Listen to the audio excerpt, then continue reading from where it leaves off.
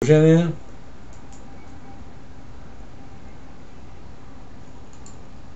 Но по принцип цената се движи по този начин. Ако преместим на weekly, виждате какво се случва на weekly. Цялото движение на weekly, вижте как започва от този пин-бар. Този пин-бар цената затваря над този moving average 365. Следващия резистанс връща се обратно, тества брейкаута, при който затвори. Малък спайк, голям спайк тук. Цената затваря на това ниво 38. Пак имаме confluence на 1,32. И от тук повече не гледа назад. Сега ако видите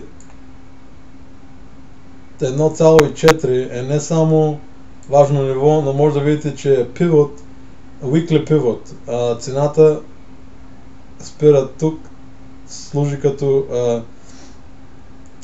support тук, служи като resistance тук. Ако върнем назад, виждаме 2-3 бара support. По-назад няма да гледаме, това е достатъчно. Но пред това ниво тук на върха на този бар, което съвпада с 50% ретрейсмента от цената 1,6. При всички положения цената ще се колебае и ще се върне обратно. Ако някой от вас били long на долар, аз смятам, че все още има шанс, когато се върне обратно долара при вашата цена, да излезете при break-even, почти за да няма загуба. Цената почти при всички положения ще се върне до 1,37,5. Най-малко тези два бара на weekly завършват 1,37,35, 1,37,37, само 2 пипа разлика от едни от други на weekly. Това е доста голяма точност и е правено с цел. Тези highs тук на тези двата бара са направени така с цел. Също и този, който е тук. Но виждате какво стана след като цената се отлепи от тези highs. След като се отлепи от тези highs, не погледна повече назад до 1,4. Ако погледнем на monthly, какво става в момента? На monthly на миналия месец имахме inside bar, и който взе long от края на този inside bar, можеше да вземе long със сигурност до върха на този бар, но виждаме цената достига до 1,4. Тук на The Weekly няма никаква точна price action. Единственото нещо, което виждам, че цената не е затворила над този бар, който е 1,4173 за 1, 2, 3, 4, 5, 6, 7 месеца. Цената все още не знаем какво ще стане този месец. Продължение на 6 месеца цената движи в диапазона на този голям bearish bar.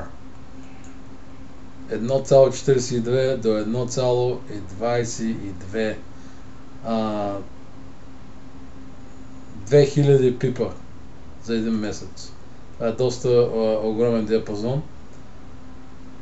Най-вероятно е, както виждате, това е 1,4 не само weekly, но също и monthly pivot.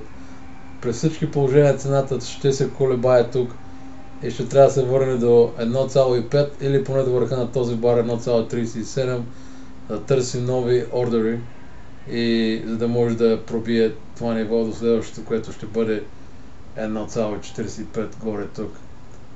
Това беше всичко за днес. Единственото, на което се спряхме днес, беше долара, тъй като имаше евро-долар, имаше много въпроси от всички вас. Защо, какво е това движение на долара? Както виждате, това продължи 1, 2, 3, 4 дни. Обикновено след 4 дни bullish bars, обикновено имаме inside bar. Inside bar означава, че цената ще се застои в този бар тук, който е последния. И след това вече може да се трейдва този бар в зависимост от горния и долния край на бара и какво е движението в този момент. Но да, това беше голям мув на долара, на еврото срещу долара. Както казах, за тия, които са long dollar, все още има шанс цената да се върне до този ретрейсмент 1,37 в тая област и да излезете break-even без загуба. Аз не смятам, че цената ще избие директно нагоре от това ниво. Първото, което е, че